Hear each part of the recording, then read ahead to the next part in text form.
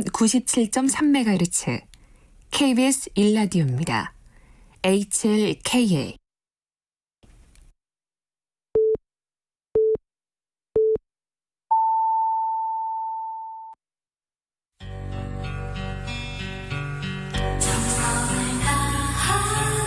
정성을 다하는 국민의 방송 KBS 주진우 라이브. 그냥 그렇다고요.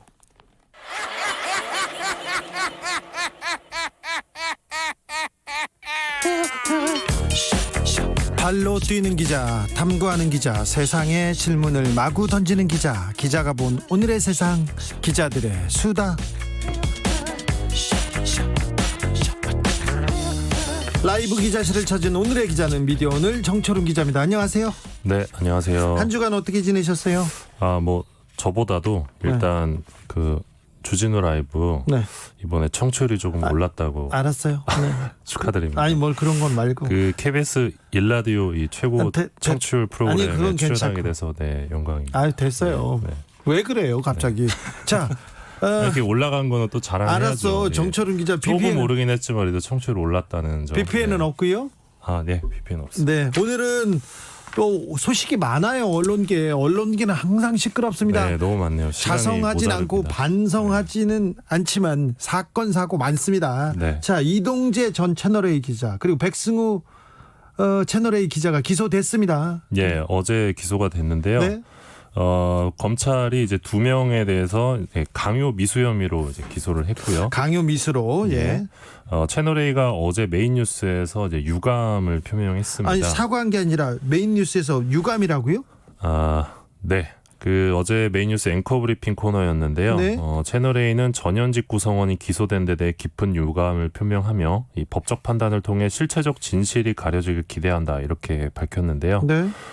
물론 이제 앞으로 변화하겠다, 이런 모습도 보이긴 했습니다. 이 외부 전문가 등이 참여하는 이 성찰 및 혁신위원회를 통해 취재 윤리 위반 부분을 되돌아보고 이 잘못된 취재 관행을 혁신하기 위한 노력도 게을리하지 않겠다, 이렇게 밝혔는데요. 앞서 일부 채널A 기자들이 사내 대자보를 통해서 이 성찰위원회를 즉각 출범하고 채널A 보도 신뢰성 회복에 총력을 다하라고 요구한 바 있습니다. 요구하기도 했어요? 예. 내부에서요? 예. 채널A에서요? 예. 네, 몰랐어요. 그런 일도 없었는데 지금까지는. 그래서 좀 진심으로 좀 긍정적인 변화가 있기를 바라고요. 예. 그런데 채널A가 또 이런 입장도 밝혔는데요. 지금까지 검찰 수사에 미칠 영향을 우려해 관련 보도를 최대한 자제해왔다. 하지만 기소가 이뤄진 오늘까지도 채널A와 구성원에 대한 허위사실 유포와 명예훼손이 계속되고 이번 사건을 특정 프레임에 엮으려는 시도가 이어지고 있다, 이렇게 주장을 하면서 부당한 공격과 흠집내기에 대해 엄중히 책임을 물을 계획이라고 밝혔습니다. 엄중한 책임을 묻겠다고요? 예, 그러니까 지금 아시겠지만 어제 공소장에 이 한동훈 검사장이 공범으로 적시가 안 됐잖아요. 네, 빠졌습니다. 예, 그러면서 이 소위 검언 유착 그 프레임에 대해서 이제 부당한 공격과 흠집내기라고 이제 주장을 하는 거죠. 검언 유착은 지금 그 수사로 증명해내지는 못했지만 언론이 잘못한 거는 명확하잖아요. 그럼 유감이 아니라 반성하고 사과해야죠. 처음 나왔을 때 방통위에 갔을 때는 납작 엎드려서 잘못해놓고 이제 유감이라고요? 이것도 언론 이러니까 욕먹어요. 채널A 이러니까 욕먹어요.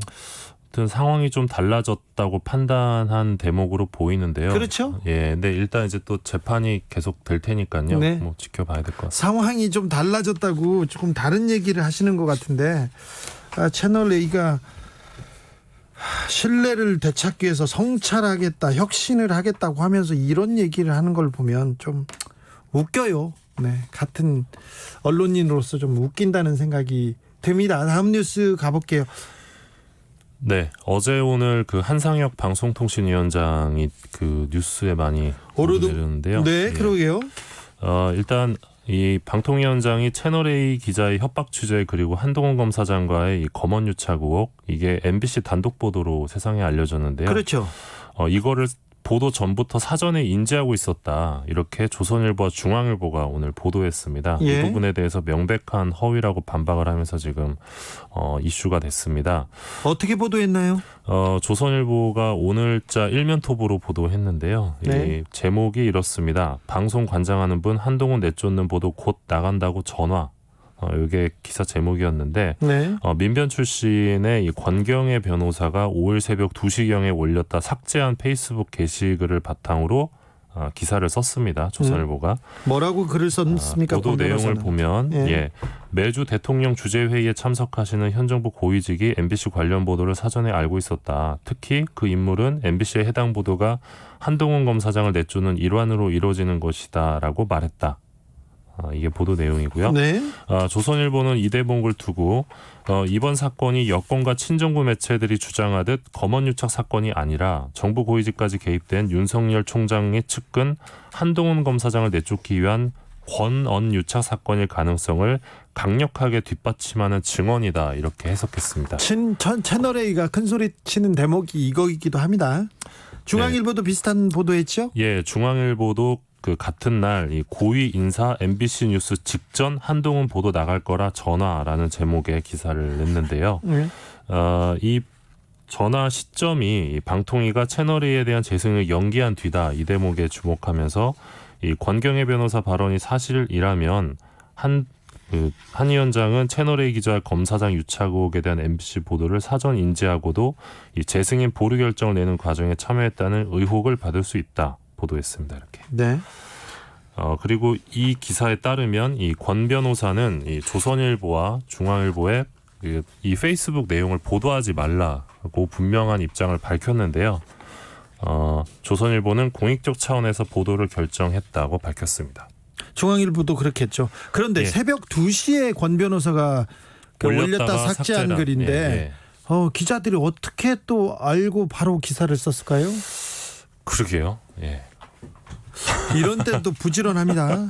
좀 예. 부지런합니다. 실시간으로 보시는 한상혁 그 방통위원장의 입장은 어떻습니까? 오늘 입장을 냈는데요. 일단 명백한 허위 사실이다라고 밝히면서 이 권 변호사와 이날 통화를 한 거는 맞다. 네. 근데 통화 시간이 MBC 보도가 나가고 1시간이 지난 9시 9분이었다고 반박했습니다. 아, 그래요? 이날 MBC 보도가 한 밤 8시경에 나왔거든요. 네. 그러니까 1시간 뒤에 전화를 했다는 거죠. 네, 그리고 권 변호사의 지금 기억이 확실히 잘못됐네요.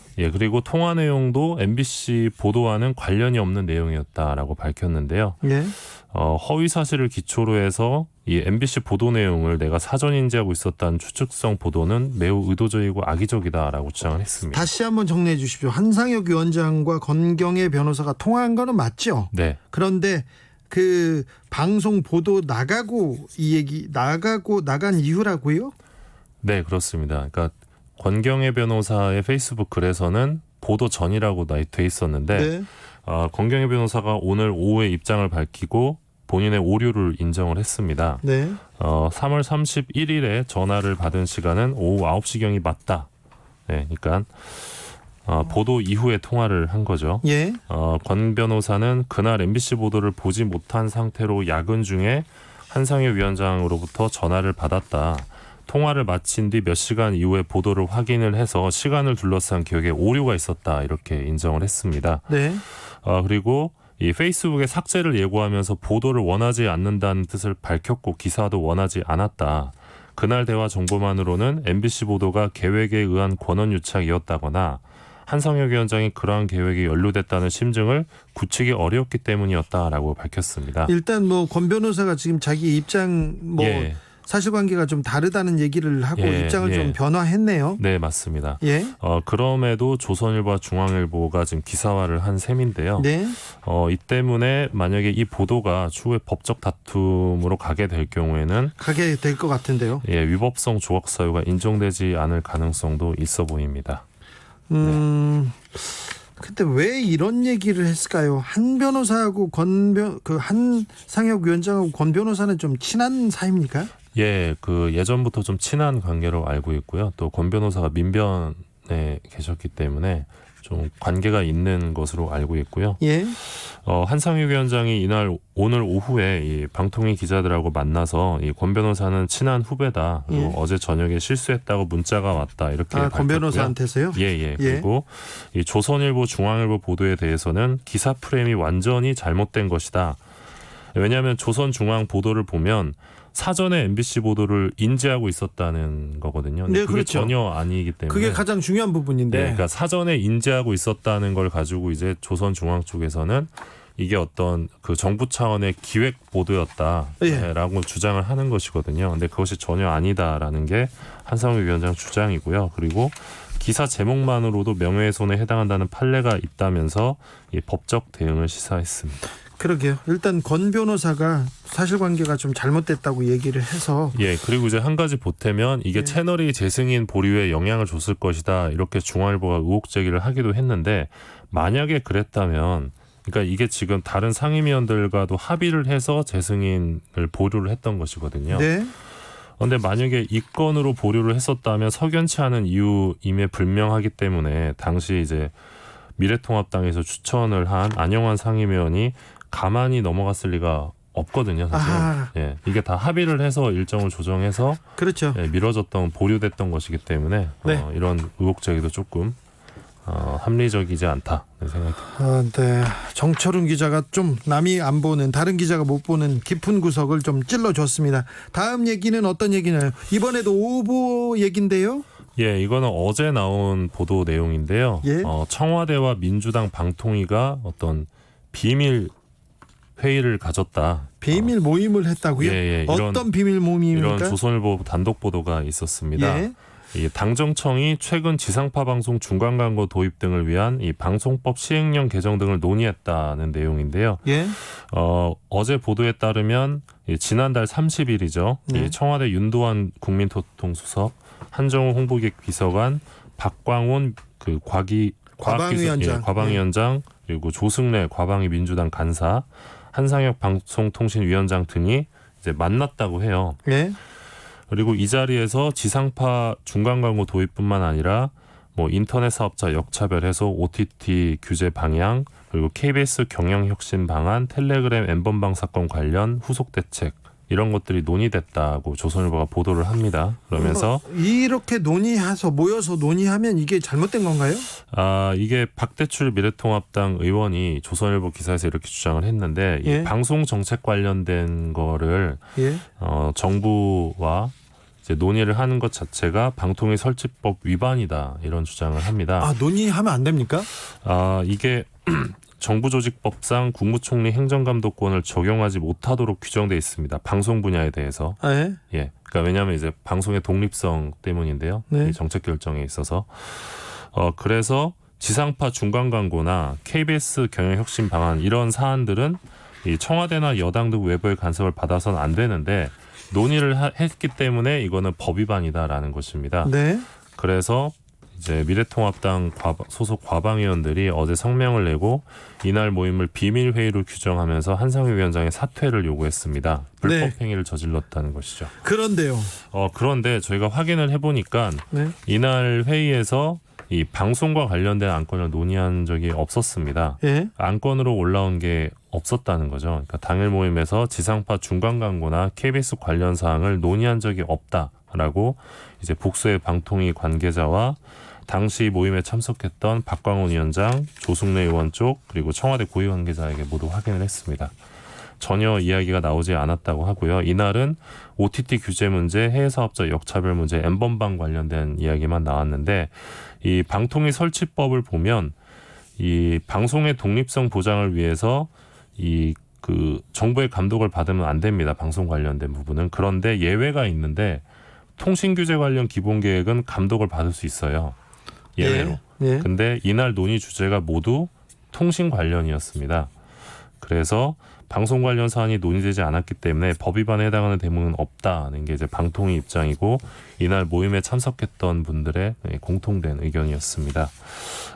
이날 조선일보 보도 관련해서 청와대 고위 관계자는 역시 중간 광고나 KBS 관련 사안은 논의 대상이 아니었다. 그리고 국회의원회관에서 만났는데 이게 어떻게 비밀 회의냐? 국회의원회관에서 만났어요? 예. 아, 그럼 공식적인 회의였군요. 그런데 예. 이 방통위원장 이날 그 일정 같은 걸 사전에 브리핑을 해주는데 그 일정에 명시되진 않았었어요. 아니 그럼 그 다 명시할 필요는 없잖아요. 뭐 다 명시할 필요는 없는데요. 네. 어쨌든 이 국회의원회관에서 만난 게 어떻게 비밀 회의냐 예. 이렇게 지적을 하기도 했습니다. 네. 근데 아무튼 지금 정치 중립성 위반했다고 지금 해임하자고 지금 방통위원장 해임하자고 이렇게 나왔죠. 예, 그러니까 지금 이게 어제 보도도 그렇고 오늘 보도도 그렇고 이제 방통위원장이 지금 여러 측면에서 예.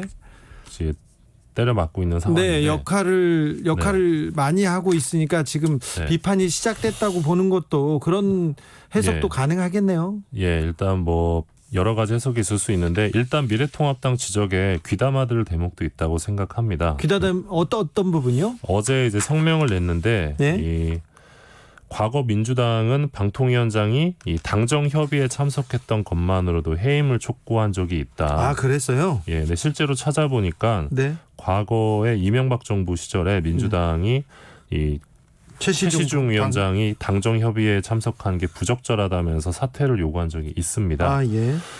그래서 방통위가 또 이날 방통위원장 일정에 당정청 회의 참석을 명시하지 않았는데 그러니까 불필요한 논란이 벌어질 수 있는 만남은 저는 자제하는 것이 좋다고 생각합니다. 그래서 이 부분은 귀담아들 대목은 있다고 보는데 예. 어제 보도도 그렇고 오늘 보도도 그렇고 좀 무리한 보도가 계속 나오고 있다는 생각도 들거든요. 예. 그러니까 뭔가 좀 방통위원장을 좀 흔들기 위한 의도가 있는 것이 아닌가라는 좀 생각도 들어서 좀 더 예. 보도를 정확하게 비판을 할 필요가 있다. 비판을 한다면 네. 그런 생각이 듭니다. 미래통합당이 왜 이렇게 지적하는지도 알 것 같습니다. 이해할 만한 대목도 있습니다. 그런데 좀 정확하게 더 세게 정확한 부분을 가지고 지적해 주시면 감사하겠다는 생각도 네네. 듭니다. 네. 오늘이 그 정철훈 기자님이 나오셔가지고 금요일인 줄 아시는 분들 많은데 오늘은 목요일입니다. 정철훈 기자 휴가 가신다면서요? 내일 휴가 가려고요. 어디 가세요? 저 처가댁이 저의 휴가지입니다. 그래요? 네. 네. 비가 이렇게 오는데 꼭 가야겠어요? 네. 아니 꼭 가야 되겠냐고. 네. 며칠이나 가야 가려고? 됩니다. 네. 일요일까지. 일요일까지? 네. 수해는 없고요? 네, 다행히 괜찮습니다. 괜찮습니까? 네. 조심하시고 잘 다녀오십시오. 지금까지 기자들의 수다 미디어 오늘의 정철훈 기자 함께했습니다. 감사합니다. 고맙습니다. 라디오 재난정보센터 다녀오겠습니다. 조진주 씨.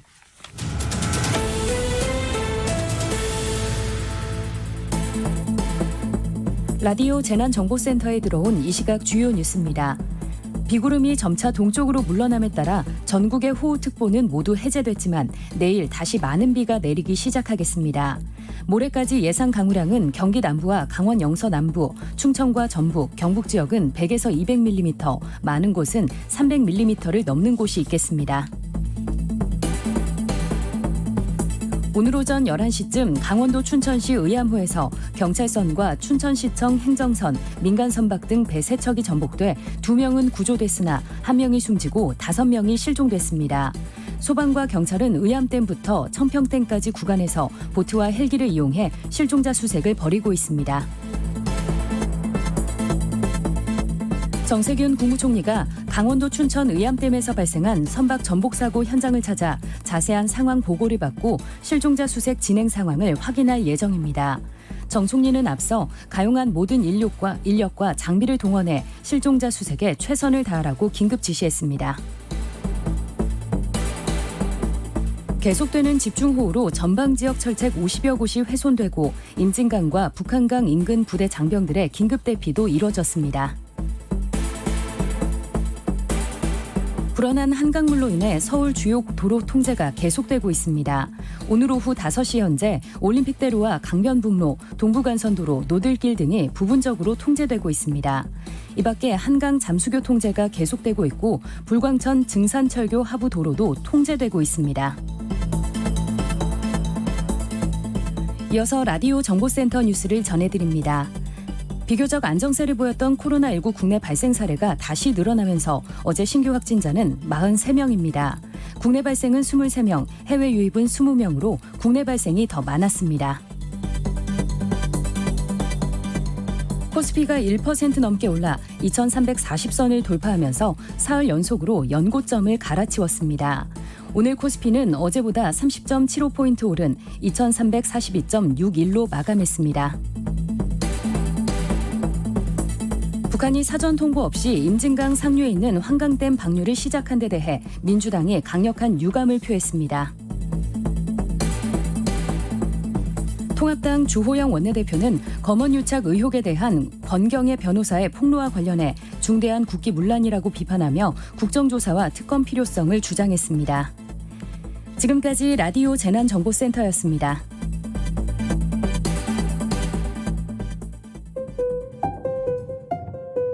정치 피로, 사건 사고로 인한 피로, 고달픈 일상에서 오는 피로. 오늘 시사하셨습니까? 경험해보세요. 들은 날과 안 들은 날의 차이. 여러분의 피로를 날려줄 저녁 한 끼 시사. 추진우 라이브.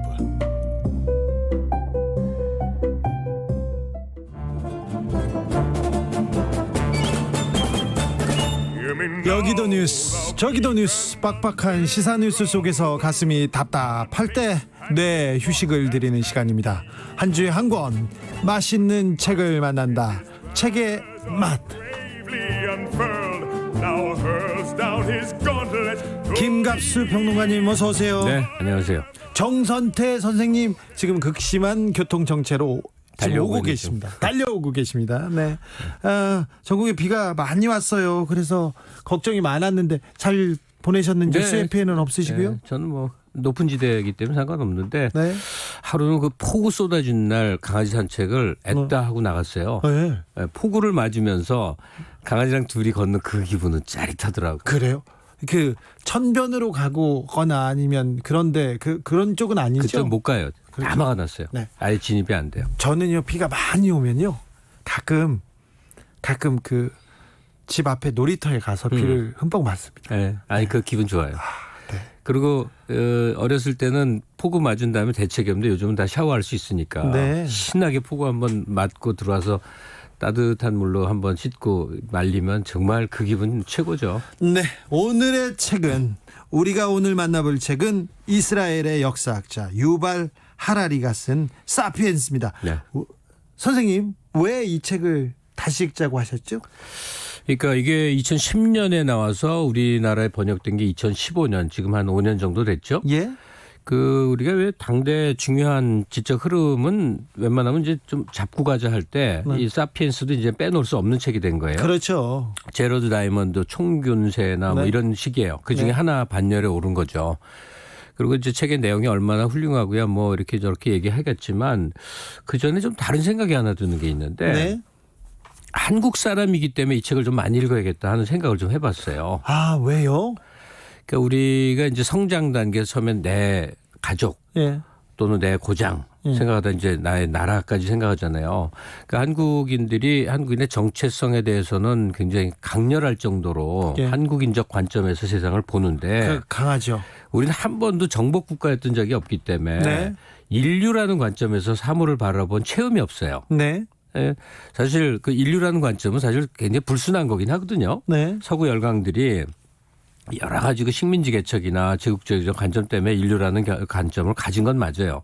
근데 이제 그게 과학기술이나 여러 형태로 넘어오면서 그 사고는 되게 소중한 게 된 거거든요. 네. 자국만이 아닌. 근데 우리들에게는 아직 인류적 관점에서 뭘 생각한다 그러면 되게 공허하거나 예. 약간 좀 그 굉장히 다른 세상의 일로 생각하죠. 우리 일도 바쁜데 왜 아니 무슨 인류 뭐 이런 얘기 하잖아요. 근데 좋은 사례가 하나 있습니다.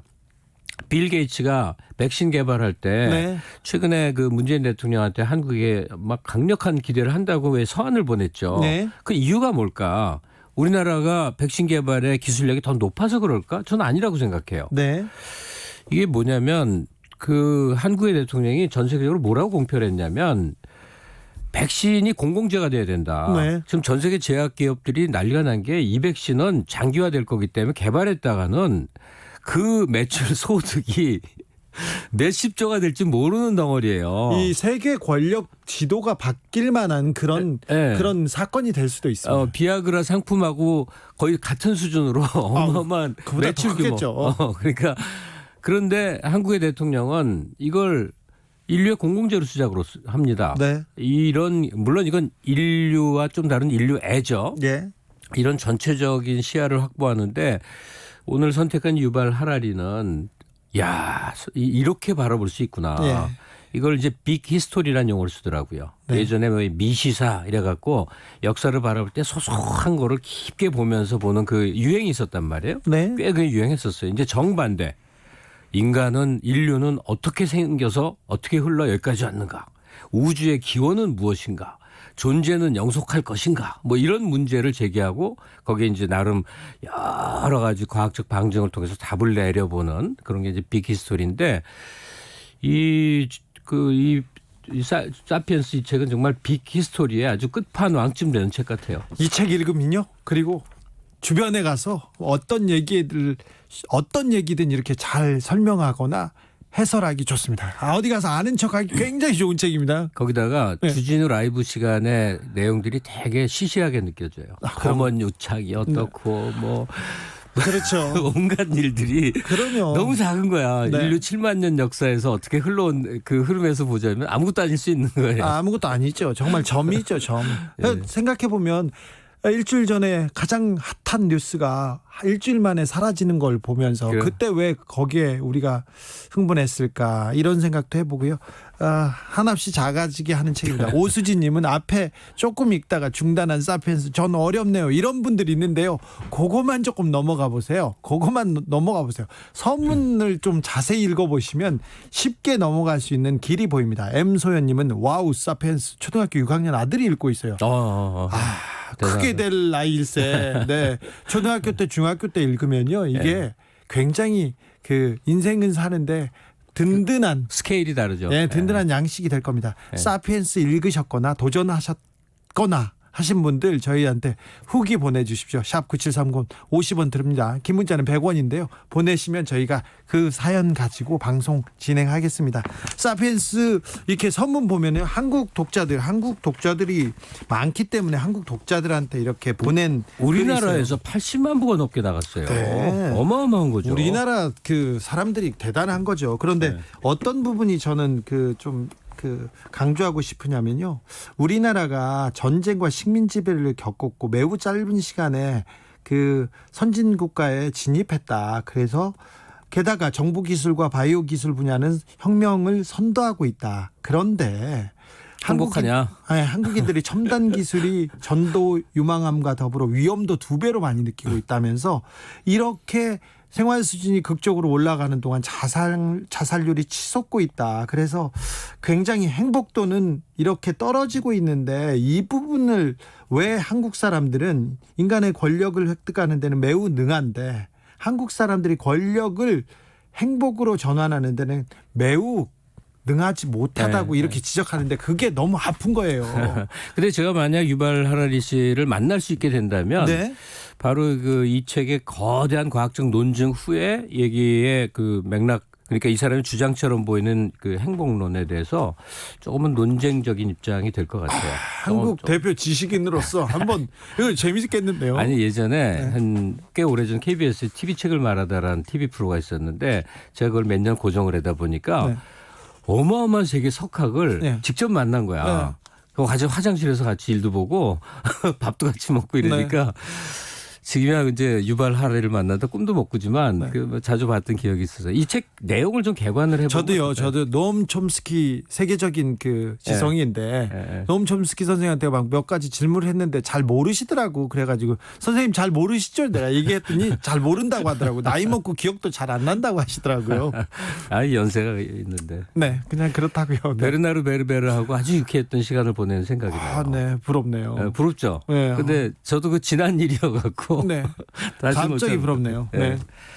이 책 내용을 좀 개관을 할 필요는 있는 것 같아요. 네, 개괄적으로 천천히 설명해 주십시오. 네.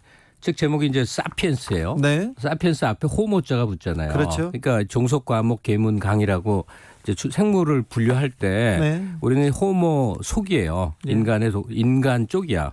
근데 인간이 우리만은 아니었거든. 거기에는 에렉투스도 있고 뭐 네안데르투스도 있고 뭐 그중에 사피엔스도 하나 있었던 거예요. 네.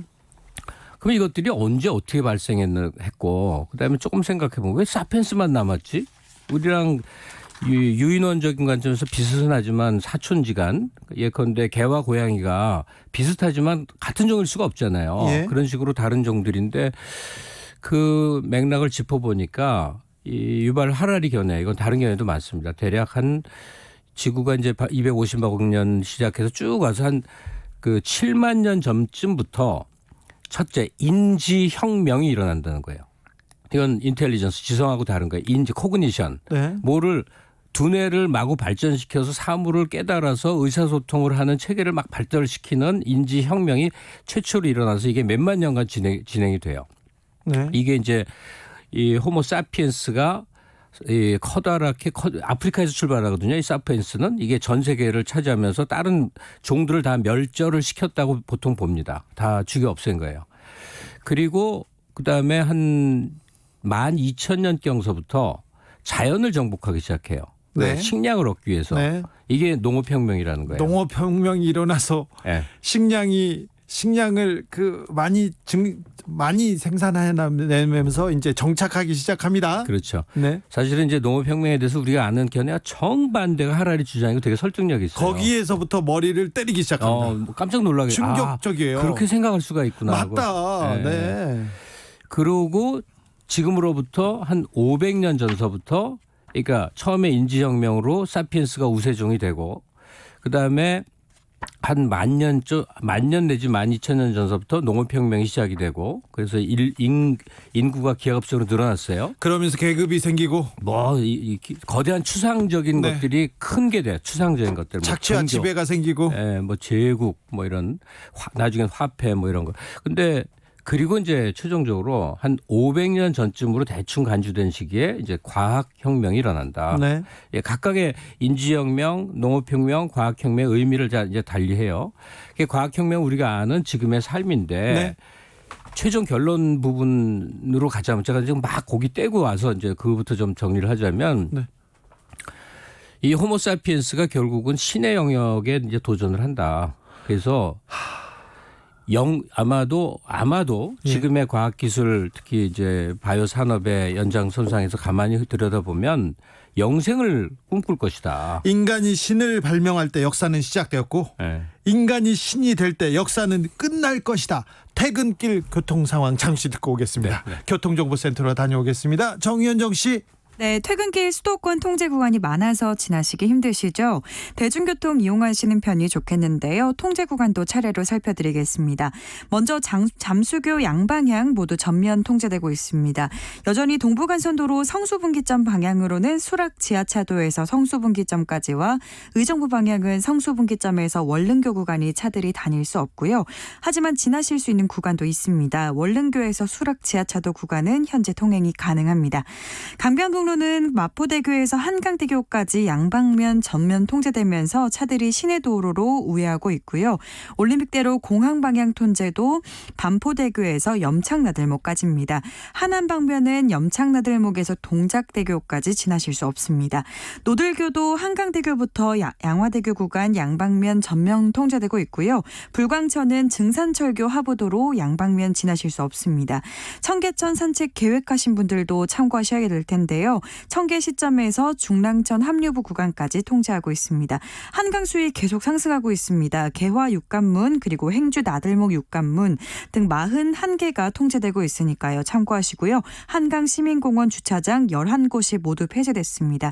이용이 불가능하고요. 또 현재 서울 외곽고속도로는 일산에서 판교 쪽으로 중동 나들목 진출로 갓길에 승용차 추돌 사고가 나서 처리하고 있습니다. KBS 교통정보센터였습니다. 테이크아웃 시사 나왔습니다. 오늘도 하나 챙겨가세요. 주진우 라이브. 김갑수 선생님과 함께 유발 하라리의 사피엔스 읽고 있습니다.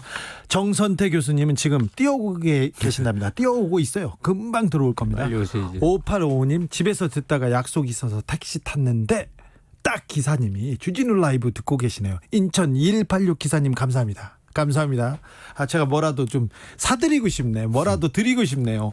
8804님 진정한 평화는 단지 전쟁이 없는 것만이 아니다. 진정한 평화는 전쟁을 결코 받아들일 수 없는 것을 말한다. 지금 한반도 상황에서 공감이 되는 구절이었습니다.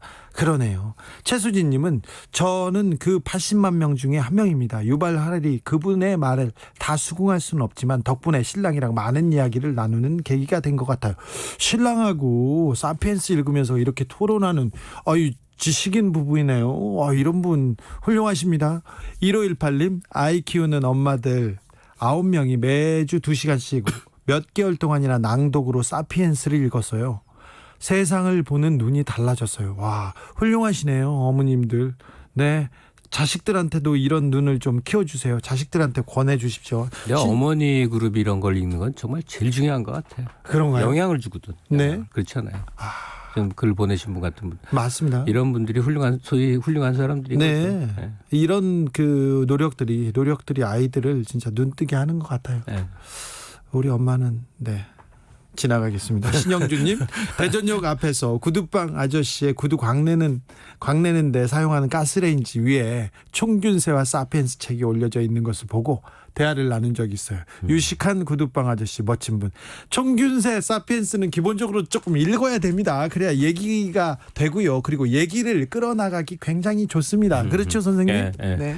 자, 다시 사피엔스로 들어가 볼까요? 네, 마지막 500년 전부터 현재까지 진행되는 과학혁명이 어딜 향해서 가고 있느냐에 대해서 매우 두꺼운 분량으로 논증을 하고 있는데 조금 두려워요, 저는. 일단 그 종 교체가 일어나지 않겠는가. 네.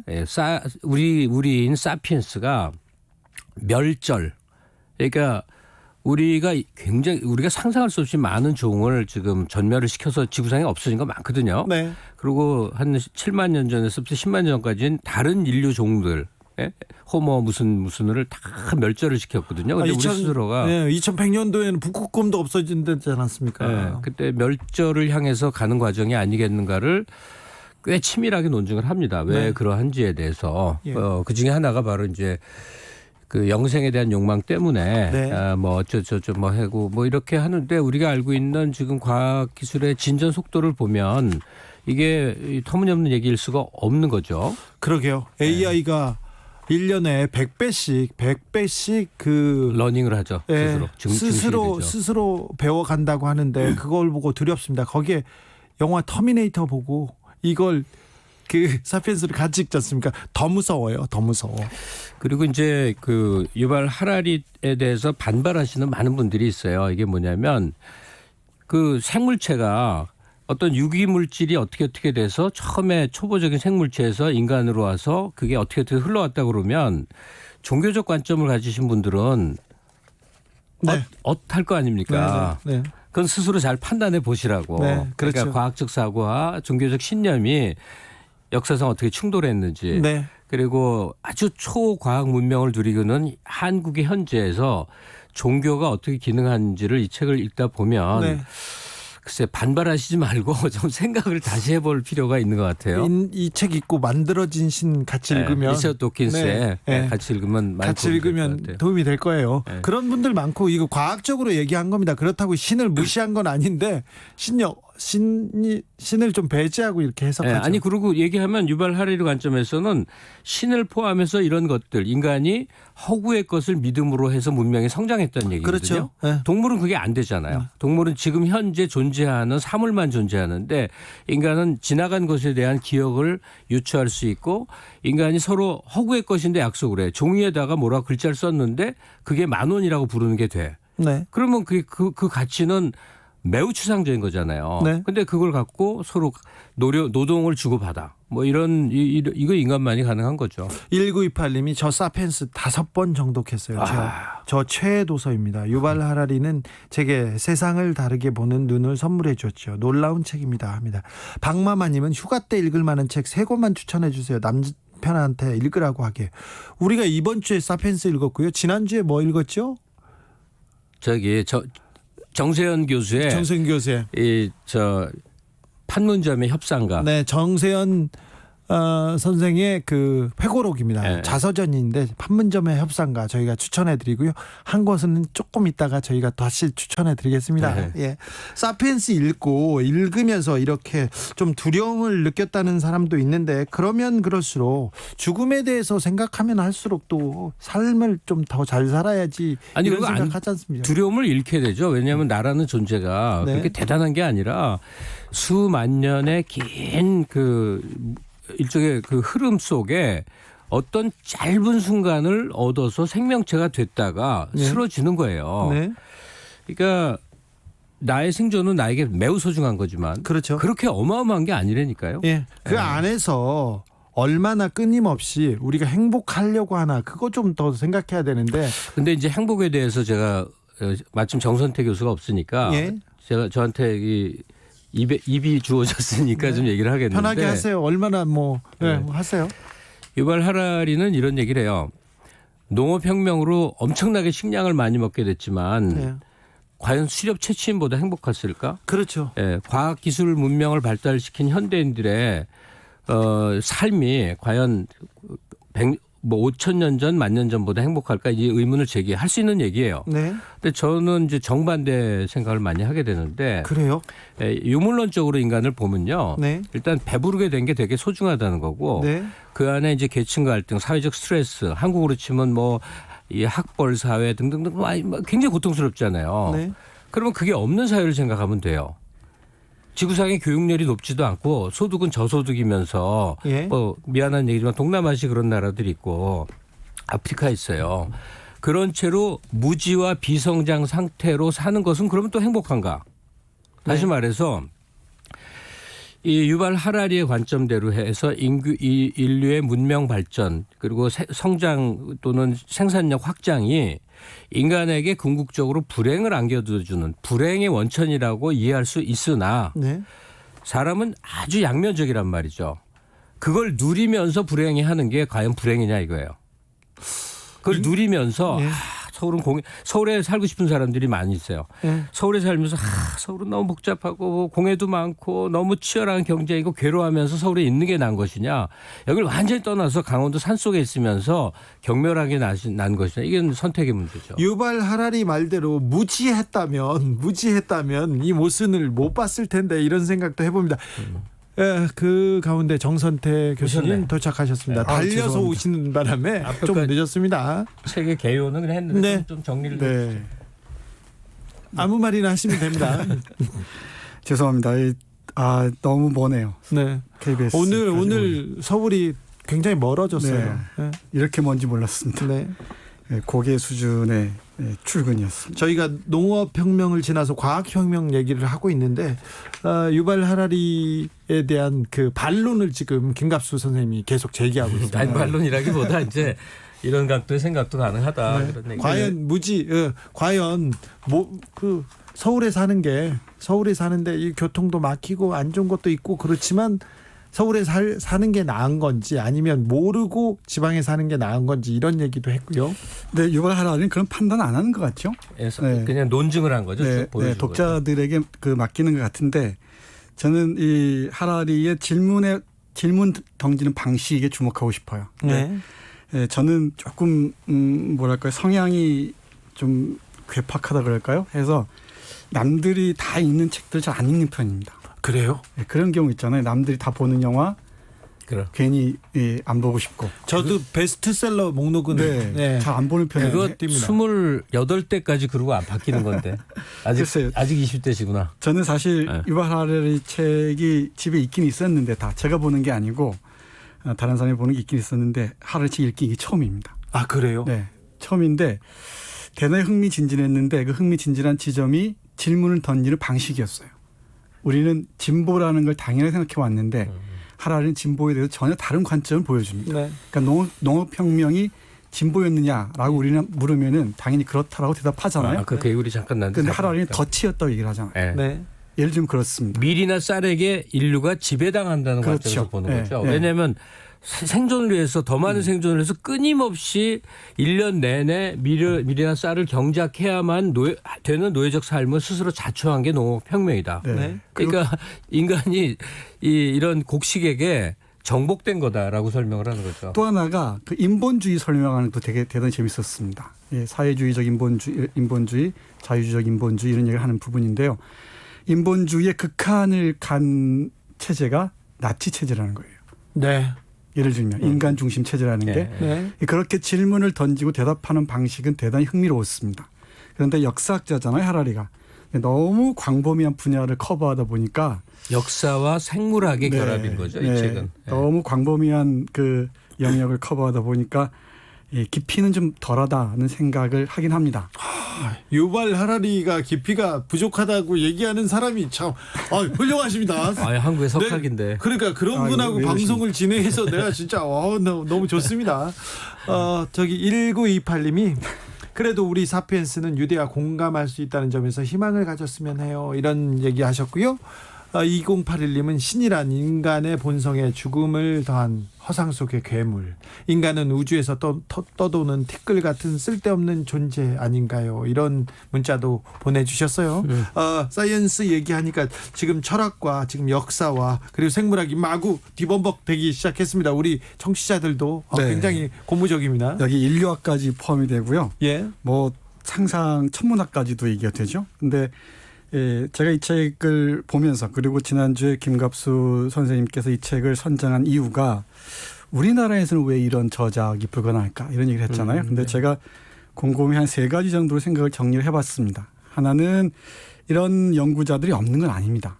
없는 건 아닌데 1차적으로 이 한국이라는 그 제한적인 독서층이 커버하기보다는 더 많은 언어로 번역이 돼야 되는데 몇몇 문학 작품들은 외국어로 번역이 되지만은 이런 한국의 이런 사상 쪽의 저작들은 번역이 잘 안 되는 것 같습니다. 예. 그게 1차적이고요. 예. 두 번째는 한국의 학계 현실입니다. 그러니까 어떤 연구재단이나 어떤 그 대학 협의회 이런 데서 평가를 하잖아요. 그러니까 대학의 학문 그 인력들이 학자들이 논문 생산하기에 바쁘지 긴 호흡으로 이런 저작들을 써내기는 상당히 어려움이 있습니다. 예. 네, 그래서 학자들이 좀 안정적으로 길게 보고 거시적으로 이런 책을 쓸 수 있는 이런 저작들을 쓸 수 있고 이게 세계로 나아갈 수 있는 방향성이 마련돼야 되는데 그렇지 못한 게 저는 좀 많이 아쉽습니다. 아니 그러니까 제가 다시 좀 얘기해야 되겠는데. 한국은 왜 이 분야에 대한 연구가 없냐는 질문이 아니고요. 제 얘기는 예. 이런 식의 국제 스타급 저자가 왜 안 나올까? 특히나 학술 분야에서 네. 이제 그런 아쉬움을 얘기한 건데 우리 뭐 너무나 잘 아는 뭐 K-팝의 유행이나 K-드라마의 뭐 유행이나 삼성의 핸드폰이나 LG의 뭐 세탁기나 이런 식의 글로벌하게 통용되는 것들이 우리는 지금 너무너무 많고 뭐 세부적으로 들어가면요. 우리가 잘 인지하지 못해서 그렇지 거의 전 영역이에요.